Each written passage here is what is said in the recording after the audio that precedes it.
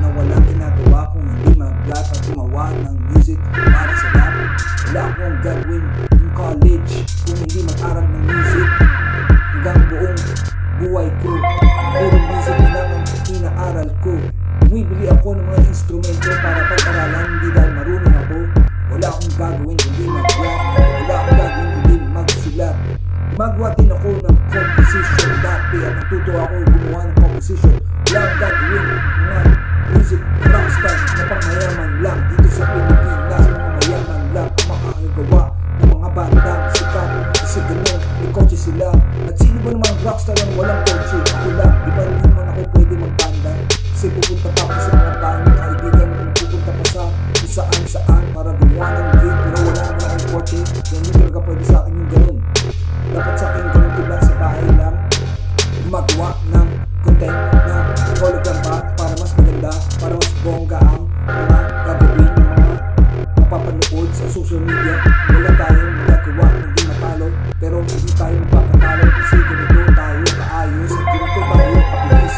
Ganito tayo kabilis mag-rap, ganito tayo kabilis gumawa ng kanta, ganito tayo kaisipan. Wala tayong gagawin pagod pero hindi tayo kikita. Hindi ako kikita ng pera dito, pero okay lang dahil wala akong paki.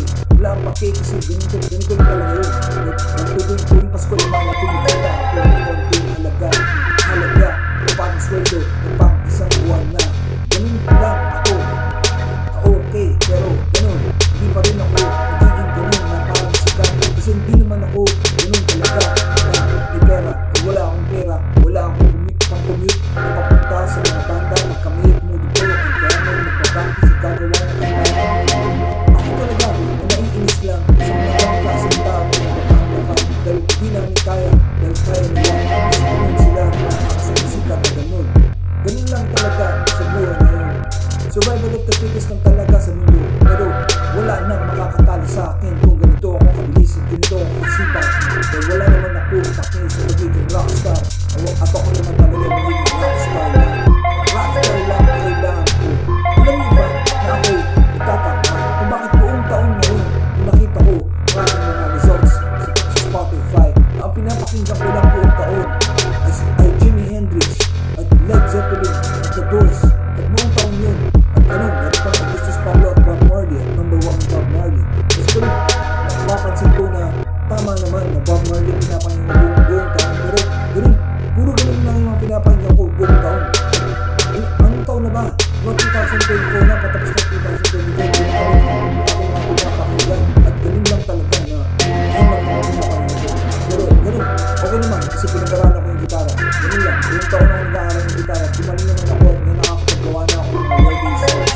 Ganun, wala akong talo kasi marunong ako ng gitara, marunong ako mga nakatay sa mga ginagawa akong pag-aaral at ganun, continue ako. Hindi pa ako nagpupunan ng strings sa mga electric guitar at mga acoustic guitar at wala talaga akong talo kasi binili ako ng effects dahil hindi masasayang ang effects ko dahil sobrang ganda.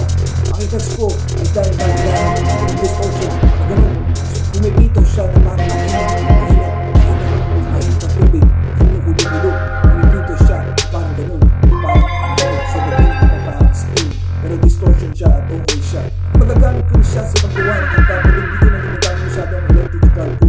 Mas gusto ko na gamitin ng acoustic guitar at acoustic guitar ang paborito ko. Gusto ko na bumili ng acoustic guitar na maganda na kasing tulad ng binili ko kasi ito may tama na hindi ko kasalanan kasi wala na magagawa ko ng habit sa bahay na pumapasok dito na bumibisita at nagminakaw ng mga gamit at wala nang pakiyat, hindi na bastos dahil hindi ko naman tanggap ko yung gusto nila.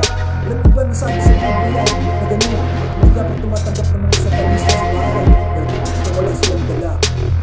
Sa lahat ng Diyos, hindi sila matatawag na okay kasi sila tumatawag sa satanista. At hindi ko na dapat sila matatanggap dito sa bahay kung daw silang kapit sa pamamahay.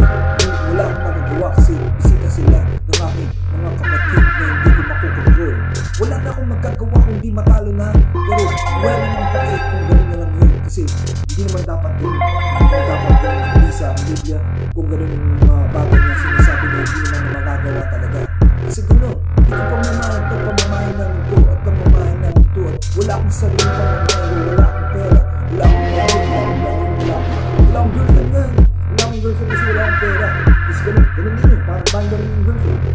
magkano pa yung girlfriend mo, para mag-coach ka. Hindi ko naman pwede i-commute yun, dahil wala naman nagbibigay sa akin ng pera na yun. Kasi hindi ko naman makakain kahit mayroon ako konting allowance na pambili ng mga siguro-siguro pang chichirya na hindi ko mabibigay ng chichirya kung hindi sila. Kasi karoon, wala na akong magagawa kung natalo lang na walang girlfriend kasi walang kotse, walang hindi ko magagawa ng banda at sumikat, pero magagawa ko kasi mga ginagamit ko ay libre lang. At wala akong magagawa, hindi ko mata at mag-rap ng ganito. Ngayon magdidinig ko at Tagalog na ang rap ko, kasi rap ang gagawin ko. Ganun, wala tayong magagawa, hindi matalo na. Wala tayong magagawa, hindi manalo na. Wala na tayong gagawin kung sunodin na lang ang mga utos ng Diyos at mga kailangan ng Diyos at ganun. Siya lang magpupuntrol sa ating buhay at hindi tayo matatalo. Ganun na talaga, ganun ako nagarapan sa inyo. Sasabihin lang ang mga inisipin, pero huwag nyo masyadong isipin mabuti yung mga sinasabi ko, kasi hindi ko naman sinasabi ko na ganun lang. Sinasabi ko lang to na parang nag-rap lang para may masabi lang. Ganun, okay siya naman na makinig kayo na rin sa mga sasabihin ko na ganito, kasi ganun lang talaga. Ganun, wala na akong magagawa, hindi nag-rap kasi ganun okay naman ang mga sasabihin ko ngayon. Makikinig ba kayo nang makikinig kayo? Diba hindi naman, diba tapos na ang rap? Yo, Christ, makinig, ganun.